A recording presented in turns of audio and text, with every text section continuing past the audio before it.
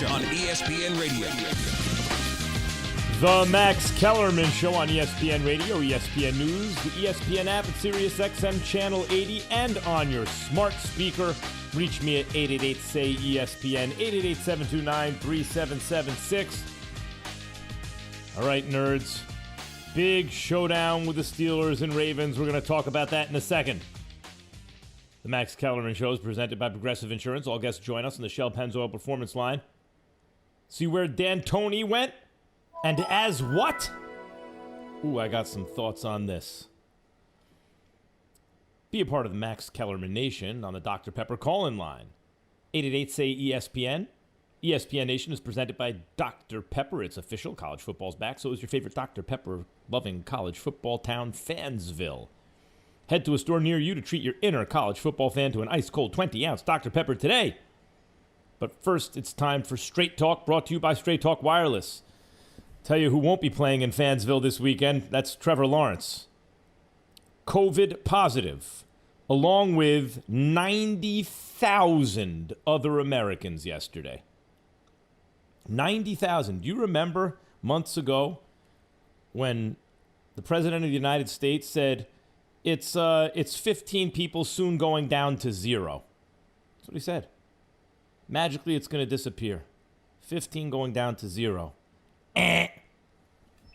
15 going up to 90,000 in a day. Millions and millions and millions. Almost 250,000 Americans dead from COVID. And for anyone who's been getting or is particularly susceptible to low-quality information, it's only 10,000 dead from COVID. Everyone else either had diabetes or something else also. Yes, dummies. Listen. That's the point. It is especially dangerous for those with underlying conditions. And we're heading into flu season. It's not going to be good. By the way, apropos of this conversation, vote. I voted yesterday. I know you can hear me in New York. We're on in New York between 2 and 3 p.m. Eastern. And everyone's like, oh, but there are lines. I went to Madison Square Garden yesterday. No lines. Went right, zipped in and out. MSG. The Two Penn Plaza side on 7th Avenue. You zip right in and out. Bring an ID. I mean, I'm registered to vote there, but still, if you are, it was quick. Anyway, Trevor Lawrence is not going to be able to play against Boston College. It may not matter against Boston College, which, by the way, Boston College produces NFL players. Damian Woody, or ESPN's very own Damian Woody, went to Boston College. You got all pros who go to Boston College. And Boston College has some wins this year, and they have some, well, it's not like a bad win to get against BC. And yet, Clemson has the kind of defense.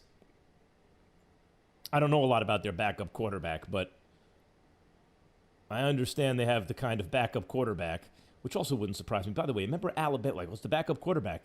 Tua was the backup. Tagovailoa was the backup for Alabama not long ago, right? You know. At any rate,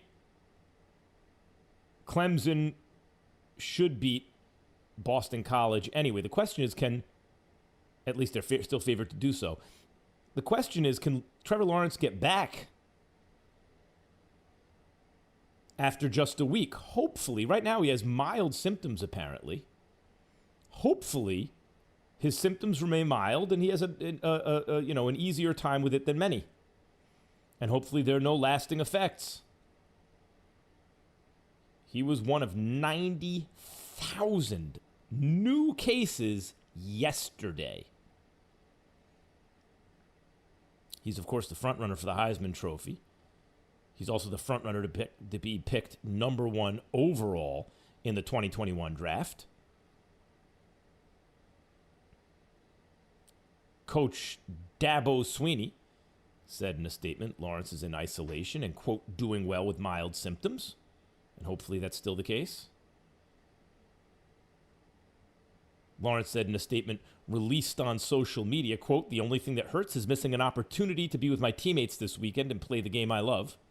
Lawrence's test was taken Wednesday.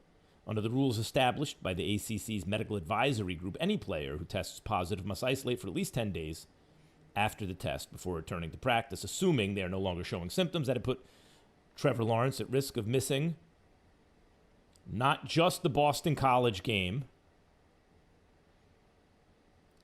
but the game against Notre Dame, at Notre Dame. That would really be a shame. Maybe, by the way, and maybe he makes it back for the game. I hope he is his normal self for that game. You know, hopefully his mild symptoms continue to be mild. He gets over it. Everything's fine. And we're watching Trevor Lawrence play against Notre Dame. But that's not really the big issue. Like, that's a mild inconvenience. Hopefully Trevor Lawrence is okay. His teammates are okay. And even more importantly, they don't or haven't transmitted the disease to others, and they have transmitted it to others, and then vulnerable people or people who are with underlying conditions are now especially vulnerable. Hopefully that's the case. And listen, I understand also a lot of people listen to sports like, listen, I don't care about these people as human beings. It's not that you don't actually care if you knew them and everything, but that's not why you're tuning in, to make sure that someone's teammates who you've never met are okay. As a human being, you might be like, oh, of course I hope everyone's okay, but that's what I'm listening for is, what does this mean competitively for the team I root for or for the big game I wanted to see? I get it. Presuming Trevor Lawrence gets back healthy, it could cost him the Heisman. If he misses a couple of games, it could cost him the Heisman. Justin Fields or someone else, has a remarkable stretch. Straight Talk Wireless, everything for less, only at Walmart. Meantime, Falcons quarterback Matt Ryan hopes a win over the Panthers sparks a second half surge. A second half surge. Oy, the Falcons. I feel like Felix Unger in The Odd Couple. Oscar. The Falcons. Oh, my God.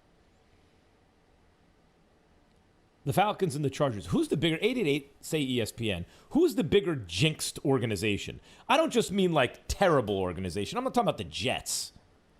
I mean the franchise that keeps fielding teams where every time you have a lead, you're still like, ugh, I don't know. It's the fill in the blank. Is it Chargers or is it Falcons? I know there's reason to be optimistic with the Chargers because Herbert looks like the real deal. But there was optimism, there was reason to be optimistic with Phillip Rivers, who was the real deal. And still the Chargers invented ways to lose games. Matt Ryan's been really good. He hasn't been great, but he's been really good. He's been in some MVP hunts. His team went to the Super Bowl, had a big lead. He's put up big numbers. Yes. See, you just said it. That's why I think it's the Falcons, because they've gone to bigger heights, giving you more hope. And they've lost the Super Bowl like that and just had it. That's a very good. You had it. You were there. I was around Falcons fans watching that game. They were celebrating. It was, popped a bottle of champagne. That's a bigger jinx, Max. Well, I see. But by that formula, whoever goes farther is going to be the answer. Like, I know the Falcons had an enormous lead in the Super Bowl and played, prevent offense, basically, and made mental errors and lost to the Patriots. I understand that's a more painful fall from a greater height. That's true. But is that the only formula? Think of how many times through the years the Chargers have blown it, and you're like, well, of course. Or even in individual games where they have leads, and you're like, yeah, well, the Chargers invented a way to lose. By the way, Warren Sharp of Sharp Analytics, we have as a guest on this show, tweeted about the fact that that NFL Films may have made, I want to say Devontae Freeman, of course, Todd Gurley, look worse than he should have actually looked on that play where he scored and that gave them time to score again, and he really should have not broken the plane, right? Not scored a touchdown, just got a first down. Warren Sharp says this does not make sense how NFL Films is framing it. This has to be from 3rd and 1, the prior play, not the touchdown on 1st and goal, because Ryan says 2 times, get the first and get down. Right? So NFL Films tried to make it seem as though I want to say Todd Gurley. I keep wanting to say Devontae Freeman. Todd Gurley had just been told something, and that. But here's the bigger thing, and this is the same thing when they lost to the Cowboys, and they didn't realize it was an onside kick. What did they think it was a punt? What did they think? It's not just that one player thought that. What you saw is 5 or 6 guys around that ball, all treating it the same way, and that is not just bad awareness on the part of special teams. That really does speak to coaching, you would think. But here's the next thing, right? New coaches, right? But same Falcons. Warren Sharp's better point to me. Atlanta coaches should have called 2 knees and a field goal, not a run. Don't just blame Gurley.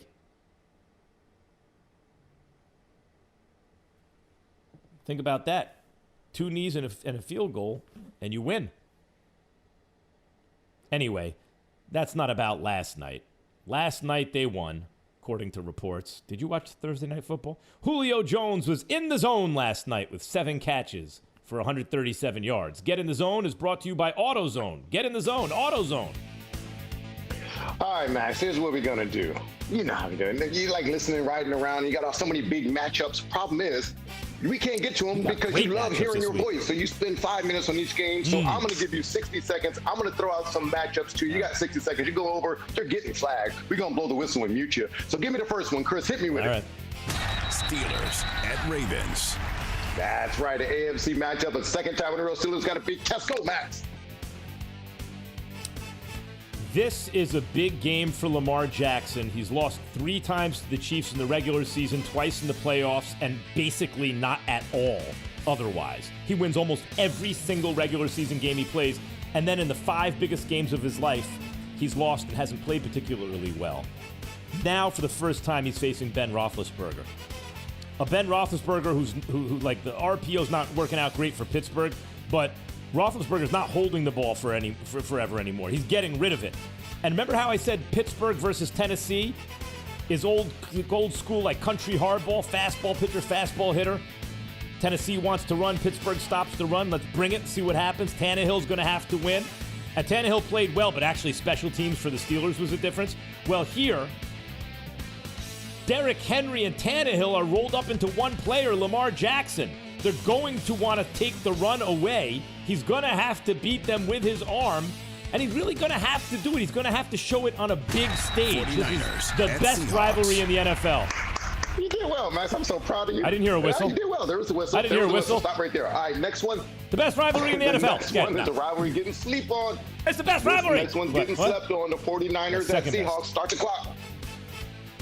Might be the second best rivalry in the NFL. Look, the 49ers have looked very good when Garoppolo has been healthy. Just as I'm like, hey, there's something wrong with Cam. He's looked worse and worse right around the time he had COVID, right?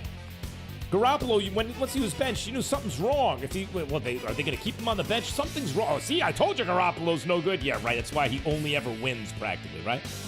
That was the ankle. He came back with a vengeance against the Patriots. I think people are starting to sleep on Seattle. Seattle, you start to hear a lot about the Bucs. It's going to be Bucs, Packers. Russell Wilson's playing out of his mind. He had one bad game. They almost won that game. They barely lost that game. And here's the other thing. Bobby Wagner with Jamal Adams, when you have 2 difference makers like that, Jamal Adams is a difference maker, future Hall of Fame caliber talent difference maker. You have him on the field, it's going to make a difference. Patriots at Bills. You heard it. We talked about it. I didn't call the game, by the way. We talked about it a lot. With Cam, must win, biggest game of his career. Go, start the clock. Yeah, Cam started out the year. He beat the Dolphins by 2 scores. He almost beat the Seahawks. Bobby Wagner made a play, goal line stand.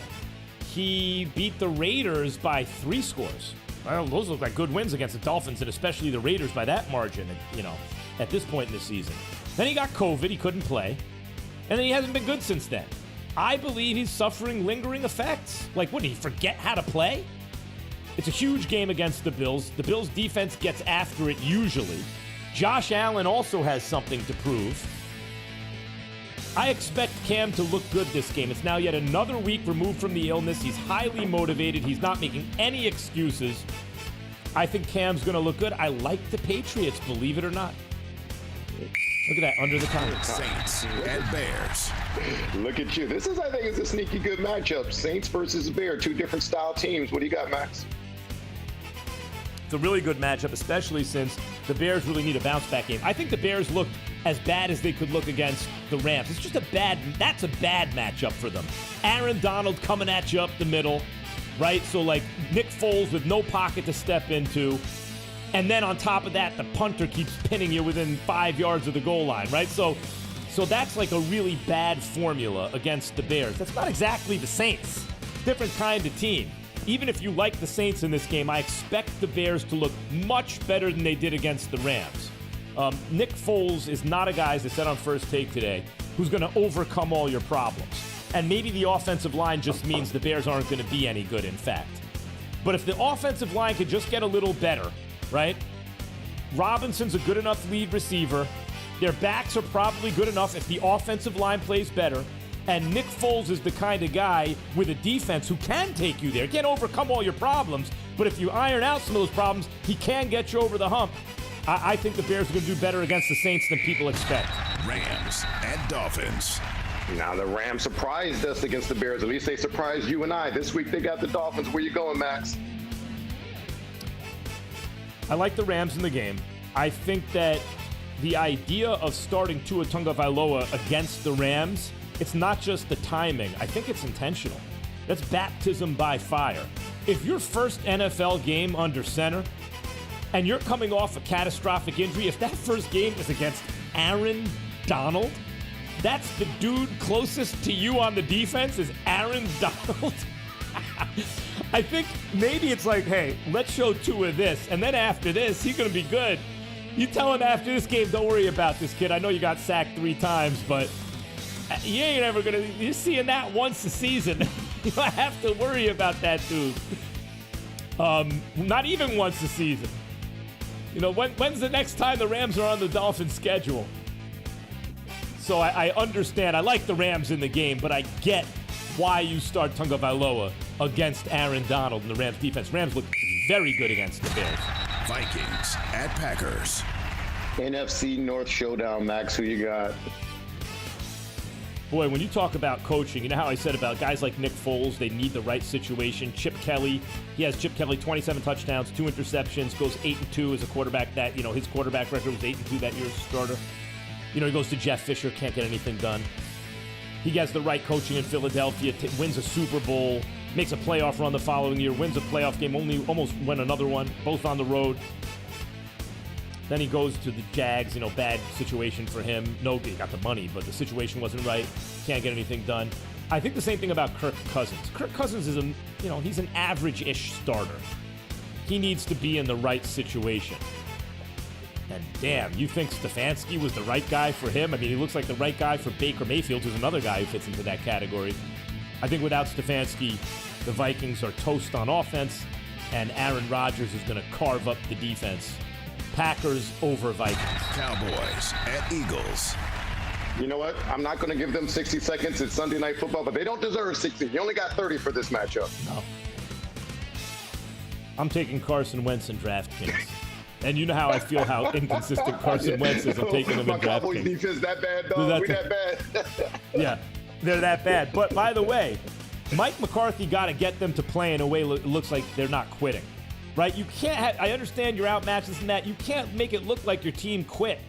McCarthy's job is on the line right now. I don't care what the Cowboys say. Not necessarily in this game, but this season. Your team can't play like it quit. I'm taking Carson Wentz in DraftKings, though. The Max Kellerman Show is brought to you by Shell V-Power Nitro Premium Plus Premium Gasoline.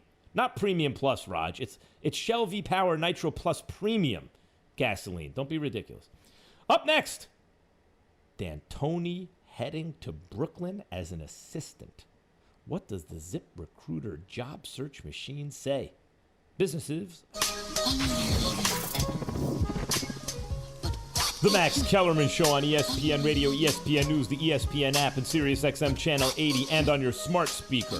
888-SAY-ESPN, 888-729-3776. Is there a surprise team in rebuilding mode?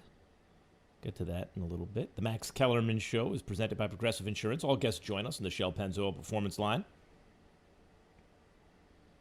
Let's take a call, Raj. I want to get into this D'Antoni stuff, but let's take a call. Aaron in Michigan, you're on the Max Kellerman Show, ESPN Radio.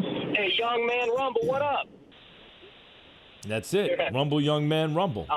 Check it out, man. The most star-crossed franchise in the NFL has got to be the Detroit Lions. I know you work for ESPN, so your research team is better than mine. I work for Taco Bell.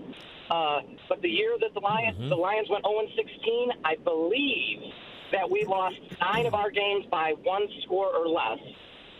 We also had... No, let me tell you. No. Listen. I know where you're going with this. I understand what you're saying. No, because the Lions don't make anyone think that they're going to win. Like the Chargers had many teams ago. They're going to win the Super Bowl. So did the Falcons. They can win the Super Bowl. The Lions, it's not the same. You're talking about, hey, we went winless when we could have been we were in all these games and we could have won. No one is looking at the Lions and going Super Bowl aspirations. But that is not the case with the Chargers and the Falcons. Because they've had, look, Stafford is, to me, easily in a Phillip Rivers, Matt Ryan category. But he has not had, I guess, the organization around him that the other two have had. Because the Lions are never, in the beginning of the season, here's my sleeper pick to win the whole thing, the Lions. No. News from Max Kellerman Nation. Aaron just hit us up on the Dr. Pepper call-in line. So, Mike D'Antoni, and I know it's the assistant from the Spurs. I don't know how to pronounce his last name. You wrote Udoka. I thought it was Udoku, but anyway, Ime Udoka are finalizing deals to become assistant coaches under Steve Nash with the Brooklyn Nets. Udoka's been with the Spurs for a long time, and that it seems to check out around the league as a good hire. D'Antoni is the big name here, obviously. Look, what does this mean for the Nets to get Mike D'Antoni as an assistant? Stephen A. and I had a big debate about this on First Take today. It's like D'Antoni never won a championship. Mike D'Antoni has never had a roster where you looked at it and you said, that's the best roster in the NBA. Well, one time you could have argued preseason maybe he did, and it did not work out. It's true. And that was the Lakers when they traded for Dwight Howard and Steve Nash, and they still had Pau Gasol and Kobe Bryant. Heading into that year, maybe you could say that's the best roster. And do I consider Mike D'Antoni a top 3 or 4 coach in basketball? No, I don't. He's in the next tier. And the reason is when he doesn't have a muse, when he doesn't have a point guard who will play the way he wants them to play, he doesn't have buy-in from the primary ball handler, I haven't seen him figure it out and work it out with them the way, say, Phil Jackson would with Michael Jordan or Kobe Bryant. I see him just be like, there's nothing I can do. Kobe staged a mutiny on that team. I was there. I was there for it. I was getting the straight dope straight from the horse's mouth. Kobe staged a mutiny. At a certain point, he's like, look, what you're doing is not working. Pau is not a stretch 4, whatever you want to do. This is not the way. We're going to do it my way. And Kobe played himself 46 minutes a game, something like that, And by the way, played them into the playoffs. They were going to miss the playoffs with that team. Kobe played him into the playoffs and snapped his Achilles in the process. But Kobe never bought into D'Antoni. Neither did Carmelo. So it didn't work out with the Knicks. But anytime he gets buy-in from the primary ball handler, D'Antoni does much more with what he has than he ought to. Like the Rockets. Put it this way. James Harden bought in with D'Antoni, right? The Rockets never had the best talent in the NBA. In fact, the Golden State Warriors won 73 games, added Kevin Durant, And at the point they did that, LeBron James was making comments going into the final series against them, like we basically, he's basically saying like we don't have a shot, and he was right. And LeBron had Kyrie and Kevin Love. Not enough, and he's right. Not enough. Not fair. I mean, I get trying to make a super team, but a super duper team? You won 73 games and then you add KD? But recall, the very next season, now KD has experience playing them. He has he has KD, Steph, Clay, and Dre. He has everything you need. And Iggy was on that team. Iguodala. Ridiculous. You're never going to lose a game. You're coming off a championship win where you stomped out Cleveland with LeBron and Kevin Love and Kyrie. Know what happened? They played a Game 7 on the road that year. How did that happen? Mike D'Antoni's Rockets. Mike D'Antoni and Daryl Morey decided we're going to play the most efficient brand of basketball, whether people like it or not, whether it's pretty to watch or not. We're only taking threes. We're only shooting shots in the paint. And we're taking free throws. That's it. That's all we're doing on offense. But the math adds up. Sure enough, if they hadn't had the coldest shooting performance probably in the history of basketball from three against the Warriors in that Game 7, they probably win the championship that year. As is, they only lost by single digits in Game 7 to the KD, Steph, Clay, Dre defending champion Warriors, who twice stomped out the LeBron James, Kyrie, Kevin Love Cavs. Stomped them out. But the Rockets almost beat them. The Rockets should have beaten them. It was a fluky kind of ice-cold shooting night that lost it for them. And even then by single digits. Why is that? That's because it's a D'Antoni coached team. Phoenix, except for suspensions, ejections, and suspensions, probably would have won a championship with D'Antoni. I'm not saying he's the best coach in the world. I'm saying here's what D'Antoni can do. When you don't have the world's best. And I'm looking for a head coach because we're not in the playoffs. I want to be on SportsCenter. I want our fans to be excited. I want to make the playoffs. I want to have a fun style to watch. I want to get the most out of my team. I'm hiring D'Antoni in a second. You can't tell me that there wasn't a line around the block among those kind of teams that would have lined up to sign D'Antoni as a head coach. And yet he chose to go as an assistant to Steve Nash. You know what it reminds me of? When Sean McVay got the head coaching job because he was only 30 and he was a wunderkind, right? Look at him. He's a boy genius. But they put Wade Phillips as his D coordinator. And Wade Phillips is a very respected head coach. Huh? He was a very respected head coach. Not considered the greatest head coach in the world, but respect. You talk to players who played for Wade Phillips, they think that, and he had a winning record as a head coach, a good winning record. But he came as defensive coordinator for Sean McVay because he brought gravitas and experience with him for a 30-year-old head coach. It worked out pretty well. You have a guy like D'Antoni. It's not just all the experience that he and Nash think the game alike. All the success they had in Phoenix. And now who do they have? Who does Steve Nash have as his muse at point guard? Who can D'Antoni help him with? Kyrie Irving? Kyrie's going to average 30 and 10. So you like it, Max? You're okay with it? Well, let me put it in That's the what I'm saying. I want to see what the machine say. I heard what you're talking about. Let's put it in the machine. All right, hold on. Let me put it in. Yeah. Oh, wait a minute. It's printing out. Job search engine, you can't say that on the radio. It says, hey, Raj, no bleep, Sherlock. That's what the ZipRecruiter job search engine said. It's a perfect match, Raj. It said, fool, don't bother me with this question. They're wasting my data.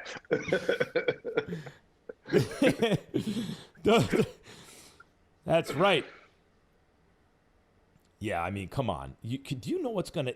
Can you imagine the numbers? You know how fun it's going to be to see the numbers that Kyrie's about to put up? Because, Steve Nash was incredibly skilled. He was the original Steph Curry in the sense that, except he dribbled much more than Steph Curry, but so does Kyrie. But in the sense that he's a mobile artillery unit, right? Never picked up his dribble, could shoot, and back then it seemed like from anywhere, and was a great pure shooter. Then D'Antoni has James Harden, who's extremely skilled. But Kyrie is different. Kyrie is as skillful a player as you want to see, but he combines it with elite athletic ability, something Harden doesn't have. Whoa, and now it's D'Antoni 2.0 in Nash. Nash with his own ideas, but like I'm sure he's taking a lot of D'Antoni's philosophy, and D'Antoni's on the bench.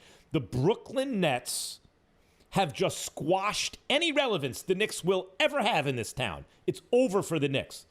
The Nets have taken over New York. The Knicks are a joke. They're a laughing stock. There is only one New York team. It is the Brooklyn Nets. Knicks fans, you have a choice. You didn't used to have a choice. The Knicks ran unopposed in New York for decades. The Nets were in Jersey. The Nets were in the ABA, and then they were in Jersey. They were ABA on Long Island, then they were in Jersey. They're in Brooklyn. A team is in New York City, in Brooklyn, USA. You have a choice, Knicks fans. You do not need to suffer the abuse at the hands of James Dolan anymore. You do not need to. You can root for another New York team. And they're going to be out-of-market fans even rooting for the Nets. That's how fun they're going to be to watch and how good they're going to be. Max Kellerman Show, presented by Progressive Insurance. Cars, homes, boats, motorcycles, RVs, and more at Progressive.com. Are the Pats actually in rebuild mode? No Doubt is next. Well, you can't believe motorcycles, RVs, and more at Progressive.com. Going to get right down to it. We got you covered. Let me tell you what I think it means. No doubt. Sunday, Monday, happy days. You hear this, Max? Wednesday, happy days. I do. Oh, yeah. I loved that show when I was a Times kid. were great for you guys even back then. I know, boy. But anyway, happy days for who? No. Henry Winkler turned 75 today. But You see slave owners in the antebellum South. Happy days! nevertheless, that's not the point. Yeah. The Fonz. Yeah, Remember, yeah. Henry Winkler was the Fonz. Was the coolest TV character ever. Now I'm talking about over, like, remember John Travolta as Benny and Welcome Back, Kotter. You got Crockett in Tubbs and Miami Vice. You had some cool characters, but the Fonz was the coolest TV character Here's the ever. difference. Talk to me. Yeah, no doubt. Let me tell you why. He could hit the jukebox and make it play just because he was so cool. Like, no one else could even do that. But you know what I thought was the coolest? The Fonz was so cool. I mean, like, you look back now, because you know Henry Winkler's a big nerd. You know the Fonz is actually a nerd, too. But remember when they were going to launch Mork, when they were going to launch Robin Williams as in Mork, play multiple infield positions and really hit. But I'm very down on Justin Turner right now. Speaking of the Pats, Cam says it's a must-win show on ESPN Radio, ESPN News, the ESPN app, SiriusXM Channel 80, and on your smart speaker. Reach me at 888-SAY-ESPN, 888-729-3776. Another test for the Steelers. This time it's the Ravens and vice versa. Steelers-Ravens, best rivalry in the NFL right now. The Max Kellerman Show is presented by Progressive Insurance. All guests join us on the Shell Pennzoil Performance This is a Line. must-win game for New England, a absolute must-win. And Julian Edelman, for everything that people think he is, shows up in big games. To not have him in the must-win game, if the Patriots lose, their season's over.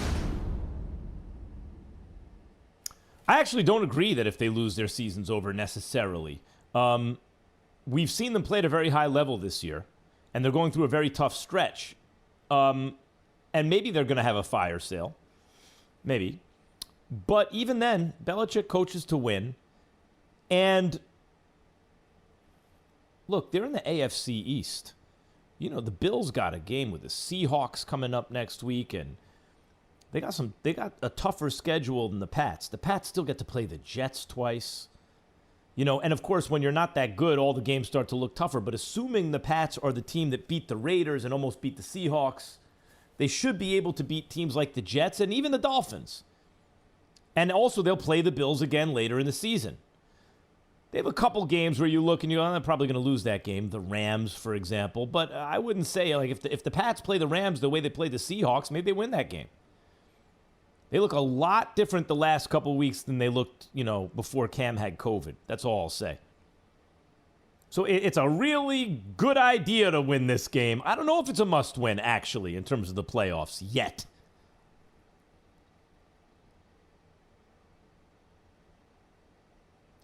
I love the way Cam Newton's talking, by the way. It's a must-win game for us. I'm going to control the things I control. I have 3 or more days to prepare. That's what I plan on doing, he said. I like the way he's talking. He's talking the talk. And he sounds more comfortable doing it. It seems like it's coming from a more genuine place. Like, he's not sitting there, what is the right thing to say? He's just saying it. I just don't know if he's physically right. And by the way, if COVID's making him cloudy somehow mentally or slowing him down a little bit mentally, like just processing information, boy, that's not the position to be playing quarterback for the Patriots if that's what's happening. Who knows? By the way, I got a comment on what Stephen A. said in that clip because he and I were arguing about this on First Take earlier today. About D'Antoni, if you want to win the chip, he's not the guy. Because he's now going to be an assistant with the Nets.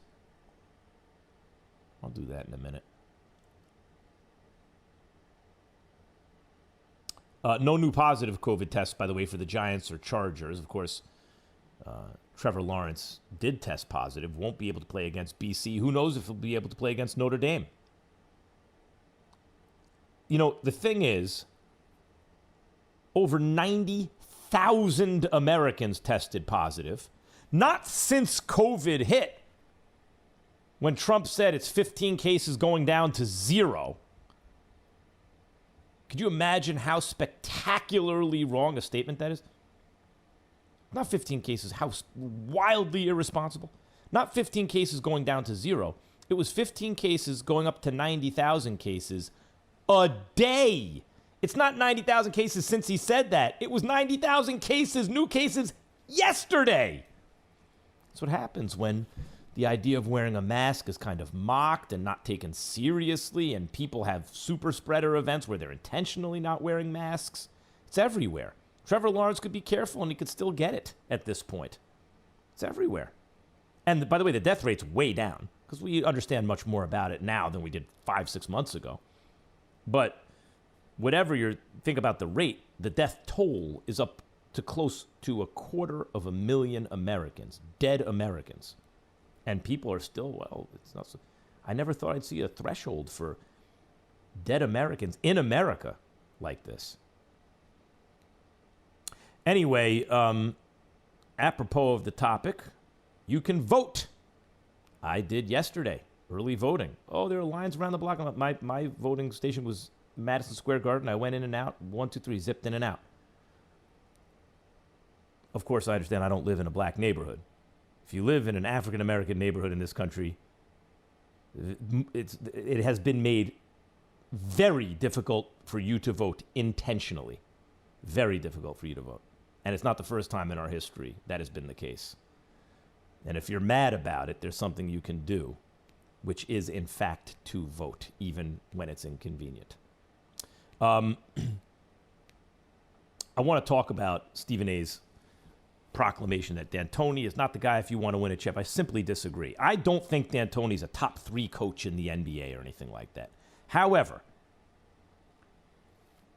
he has taken rosters that are not the best in the league, and he has challenged the very best in the league and pushed them as far as they could go. And the Spurs were probably lucky to beat D'Antoni the year of all the suspensions, right, or the ejections. They were probably lucky to beat him that year. And had he gotten past the Spurs, they probably would have won the chip. That's one. And the other is, yeah, he lost to the Golden State Warriors. Once the Golden State Warriors won 73 games and added KD, even LeBron James, with 2 other All-Stars, even that LeBron James basically admitted before the series, nothing we could do with these guys. And he was right. They had an unfair advantage. But guess what? The very next season, with KD on the team, they had KD healthy, Steph healthy, Clay healthy, Dre healthy. They had the whole team. Even with all their crew, 73-win team, adds KD, wins the chip, smokes LeBron. And on the way to smoking him again, they had to play a road game in a Game 7 because it was against the Houston Rockets, coached by Mike D'Antoni. The GM was Daryl Morey, the coach was Mike D'Antoni, and they figured out a way to get way more out of the crew they had than they ought to have. James Harden and Chris Paul, who they didn't even have. Like, understand, KD, Steph, Clay, Dre, the 73-win Warriors, who then won a championship, and then were defending it on their way to smoking LeBron and 2 All-Stars with him, LeBron, Kyrie, and and Kevin Love, who also had won a title together, right? They'd, on the way to smoking them for the second consecutive year, had to go on the road and play a Game 7 at Houston because of Daryl Morey and Mike D'Antoni getting the most out of their squad, who didn't even have Chris Paul available. Chris Paul did not play in that Game 7. And even then the Rockets would have won if only they hadn't had the worst shooting night in the history of basketball. I want to say at one point they were 0 for 27 from 3. Think about that. How many you got to hit? 3 or 4 of those shots? 1 from 27 for 3, something like that? Hit 3 or 4 of those shots, you win? Because even without Chris Paul, even with having the coldest shooting night ever, even playing the 73-win Warriors, who then won a championship, smoked LeBron and them twice, and on their way to a second championship, even playing that team fully loaded with no Chris Paul and the coldest shooting night ever, they lost by single digits at home. Don't tell me D'Antoni can't win a championship. He'd have won it that year with a little better luck. And had it been anyone other than those Warriors, probably pretty easily they would have won it. No, D'Antoni could have won a championship. Steve Nash is one of his proteges, really. Like, think about what D'Antoni did here in New York City where he returns. Carmelo wasn't the right fit for D'Antoni and vice versa. But even taking a guy like Jeremy Lin, who's a modest talent, he was a good player, but not a great one. But Jeremy Lin bought in and ran D'Antoni's system. They won almost every game. He doesn't even need a great player, just a good one who run his system. They won all the time. And now he's actually just an assistant to Steve Nash, who has a great relationship with KD and loves Kyrie. The beneficiary of all this more than anyone's going to be Kyrie if Kyrie buys in. If they get buy-in from Kyrie, because D'Antoni, not that he's the head coach, Nash is, but when D'Antoni was the head coach of reluctant superstars, stars who said, this system doesn't work for me, he did not do well. Carmelo, Kobe. When he had buy-in from his superstar, Nash, Harden, he did amazingly well. Even buy-in just from a guy, but a nice player who would run his system, Jeremy Lin, he did really well. And he's not the head coach even. Steve Nash is your head coach. You got a long-time assistant with the Spurs and D'Antoni. So veteran presence, in the coaching world on the bench for Steve Nash, a rookie coach. In New York City with a comeback in KD. KD was we already knew how good KD was. We're not talking about his level of excellence. We wanted to know what a championship does is tell us that you're great. But KD tried to reverse engineer his greatness. I'm going to go to a team that won 73 games. It's a tribute to LeBron. KD looked at LeBron and said, I need more. The Warriors looked at LeBron and said, we need more. Remember, LeBron had just led a comeback against those Warriors in a Game 7 at Oracle against the 73-win Warriors to win the game, to win the championship. So KD and the Warriors joined forces and had like an unfair advantage. That doesn't, I know KD is arguably the goodest player in the world, but was he the greatest? That doesn't prove greatness. That doesn't prove what you joined a super team that can't lose, almost couldn't lose without you. Of course you add Paul George to that team, they'd have smoked everyone, let alone KD. But now that KD is hurt, coming back from an Achilles, we don't know if he'll ever be the same. Now that he's not in a situation like in Golden State, because Kyrie and LeVert and those guys, that's a really nice team, but there are other really nice teams in the league. if KD wins a championship now, he will have proved his greatness in a way he could have never proved it in Golden State. And then he will enter the talks for real. Like Jordan, and then after Jordan, who are we talking about? LeBron, Kareem, Bird, and Magic. Oh, KD's going to be right there if he does it in Brooklyn. And meantime, Kyrie, who's been a chemistry killer in Boston and Brooklyn, but is maybe the most skillful player who ever lived. Like, you take that level of talent, whoever had this kind of skill? Kobe? One or two other guys? Who has the greatest handles of all time? Maybe Kyrie. And considering the handles, how's his range? Does he shoot well? Yeah, he shoots the lights out. And how's his athletic ability? Top-notch fast twitchies. And how does he finish in the paint? Under the rim? Maybe better than anyone who ever lived. He's got all the talent in the world. Has lacked the wisdom so far in his career in terms of when to deploy the talent. Has lacked the leadership ability to make a group better than the sum of its parts. But do you know what Steve Nash and Mike D'Antoni are going to do with Kyrie Irving? This dude's going to average 30 points and 10 assists a game.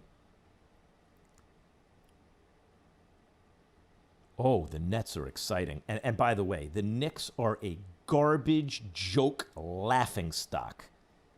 Congratulations, Jim Dolan, who had the gall to escort Charles Oakley out of Madison Square Garden.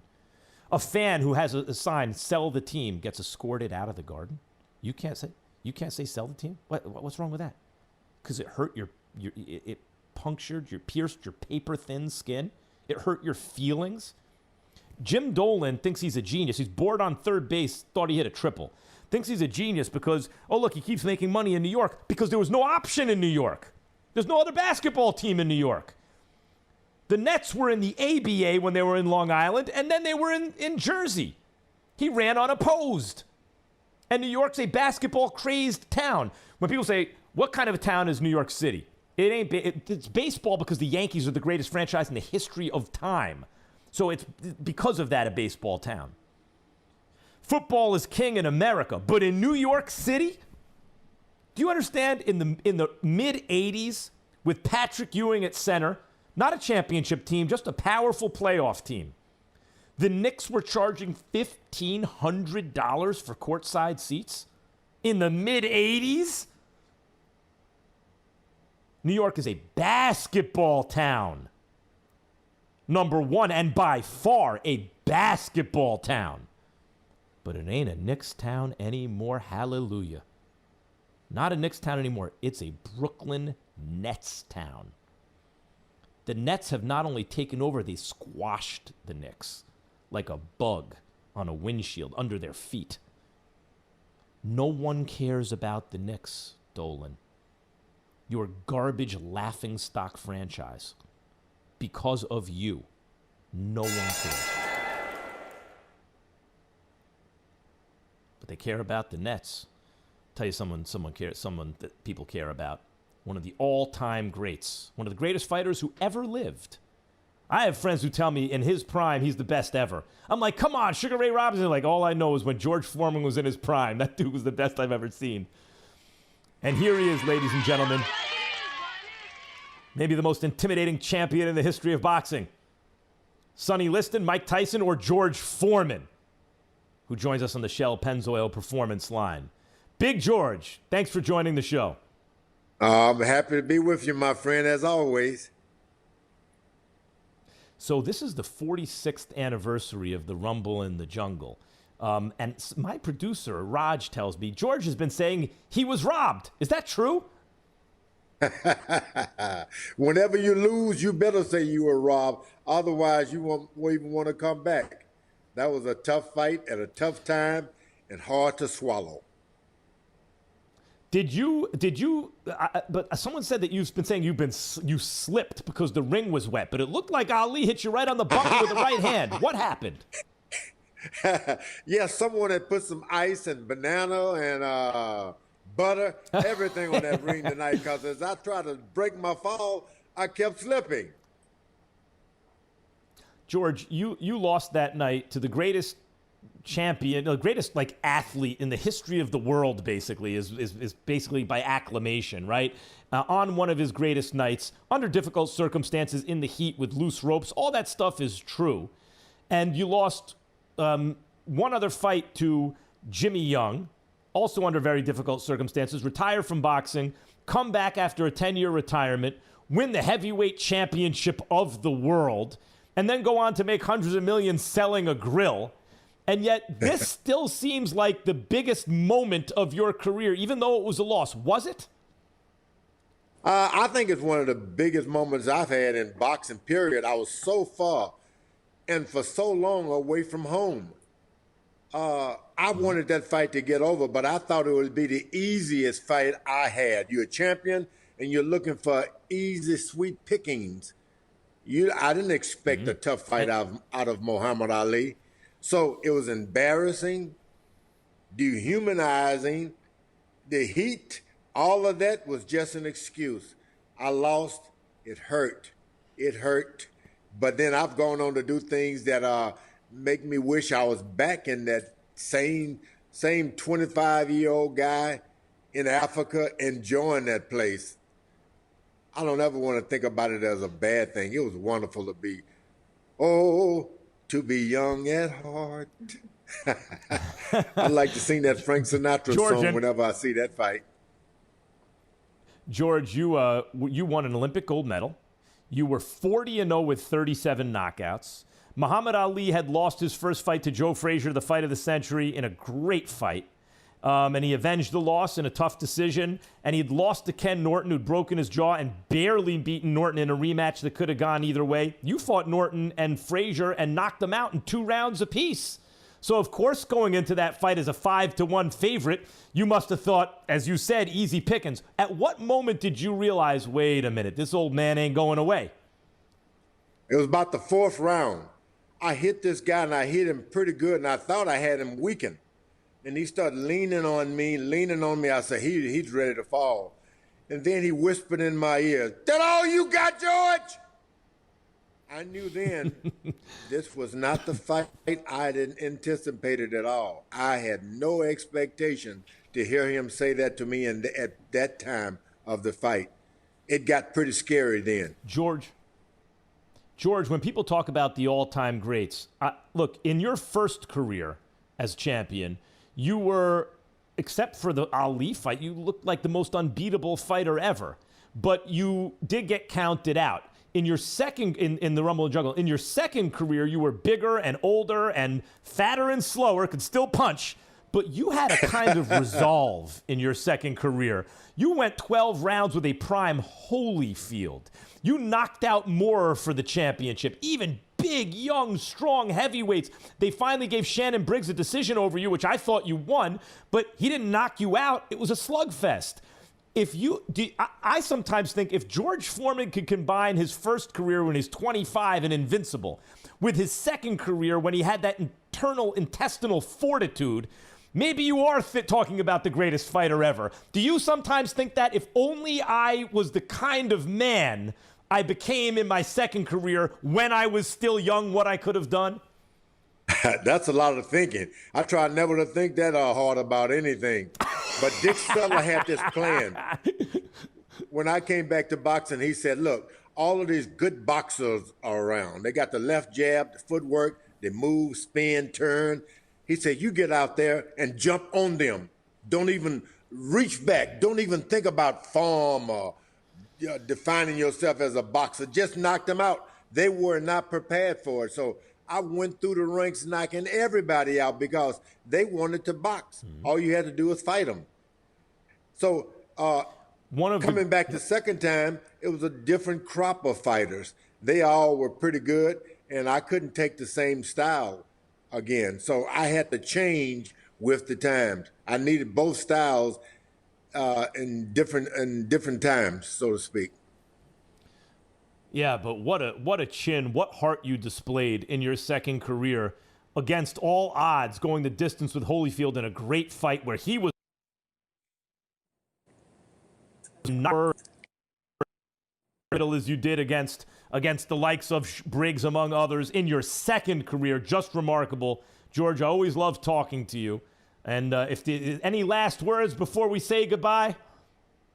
Well, always remember, everybody should remember that, especially with sports guys, one victory does not define anyone, and a defeat does not mean that's the end of it. That's the end of someone. Keep looking, keep pulling, and keep praying for the other guy.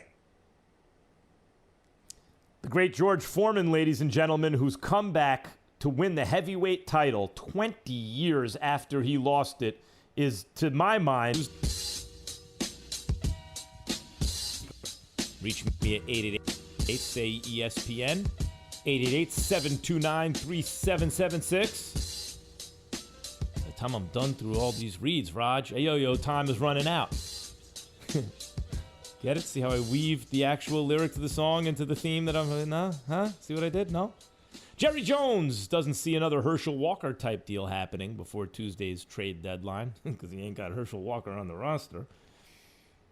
We're going to get into that. The Max Kellerman Show is presented by Progressive Insurance. Steelers, Ravens. You have the storyline of the new NFL versus the old. You have Big Ben, one of just the few passing quarterbacks left in the AFC, going up against Lamar Jackson, who really represents the future of the NFL. Steelers and Ravens. I mean, what's the headline here? Is it another test for the Steelers after the undefeated Titans last week? Remember, they're going to stop, the Titans want to run with Derrick Henry. Steelers stop the run. Fastball pitcher, fastball hitter, who wins? Well, what winds up happening in football is the quarterback's going to have to beat you with his arm. Tannehill played well. They dared Tannehill to beat him. He almost did. But Steelers' special teams was the difference. Now they play the Ravens, where Derrick Henry and Ryan Tannehill are rolled up into one player named Lamar Jackson, who has a better arm than Tannehill and runs better than Henry. This rivalry, like we were going over stats today, the wins, losses, point differential, everything, it could not be more evenly matched. And unlike some other rivalries, someone was tweeting at me earlier today, what about the Bears and the Packers? Stop. Right now, the Bears were a bit exposed against the Rams. Right now, when was the last time the Bears won a Super Bowl? 85 of all the towns that deserve a great NFL team and never seem to get it, it's Chicago. Chicago is so thirsty for a great NFL team, and they had the greatest of all time in 85 with the Bears, and they've been waiting for it again since then. And they can't get quarterback right. And I like Nick Foles. But I mean, like, where is it? One time can they have an elite upper echelon quarterback? They can't seem to do it. Anyway, so Bears and Packers, nope, not right now. Seahawks and who? Niners? You want to put the Rams in there somewhere? The best rival, the Eagles, Giants, Cowboys, Washington. Nah, the NFC East is a joke. You say maybe this year the Saints and the Bucks, but there's no tradition there. No, the one rivalry that is as hot as it's ever been and has always been awesome are the Steelers and the Ravens, and it remains that way. Think about this game.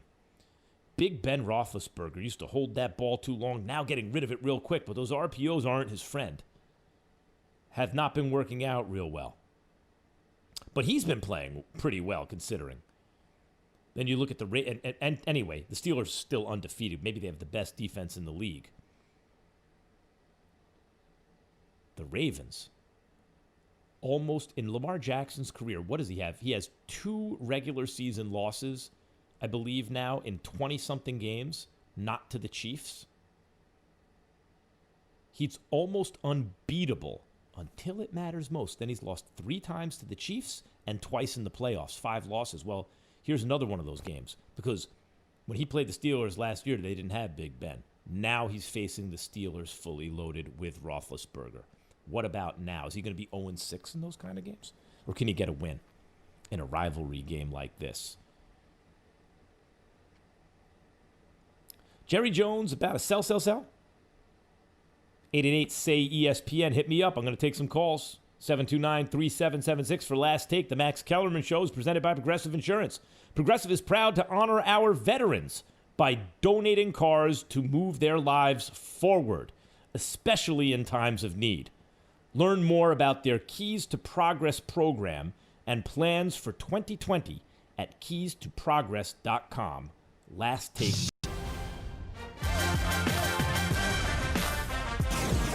The Max Kellerman Show on ESPN Radio, ESPN News, the ESPN app, Sirius XM Channel 80, and your smart speaker. Yes or no? That's the question. Should Jerry have a fire sale? Jerry Jones, should he sell the parts? The answer is neither yes nor no. It's duh. Of course he should sell. You got to sell if you're Jerry Jones. And the first thing you got to sell is the GM. Goodbye, Jerry. Goodbye, Steven. Go hire a great GM. They're not bad. They're actually not bad GMs. They're average, a tick above average. 8.5 wins a season for the last 10 years. It's pretty good. But it's not elite. Go get a real GM. And then put together a real team. And yes, you can do it around Dak Prescott. 888-SAY-ESPN. JJ in Colorado. You're on the Max Kellerman Show. What's your last take? JJ? I was listening to you. Hello? Can you hear me? Yes, Hello? I can hear you. Yes. JJ? Yes. I was listening to you earlier and you were talking about the Patriots. And I think they need to go ahead and tank this season and get a quarterback in this year's draft. Well, listen, wouldn't that be just like the Patriots, just Belichick's luck, that he walks away somehow with like Trevor Lawrence, Justin Fields, someone. Like the way someone brought it up today on First Take, the way Popovich wound up with Tim Duncan because David Robinson got hurt. News from Max Kellerman Nation. JJ sounded he was about 13 years old. Just hit us up on the Dr. Pepper call-in line. By the way, that's a good kid. What time is it? It's 3:47. Oh, I was going to say maybe he cut school to call the show. That would be even better. I'd like to see real dedication. Why, when I was JJ's... Oh, right, it's not... Oh, it's 2:47. Right? What is it, mountain time over there? Tell you the truth, it's 1:47, and he was on hold for a while. He's supposed to be in school. Yes!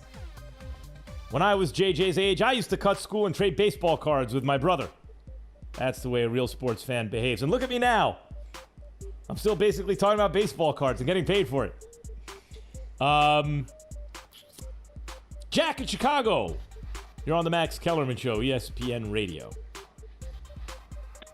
Hey, Max, big fan here. Just had a quick question for you. Thank you, brother. Do you think the Bears' problem is more of a Foles-Trubisky matter, or is it play calling on Nagy's end? Because there are some murmurs here in Chicago that Nagy's at fault, and it's not the quarterback. Thanks, Max. Well, first of all, that's a great question. Nagy was embarrassed by McVay.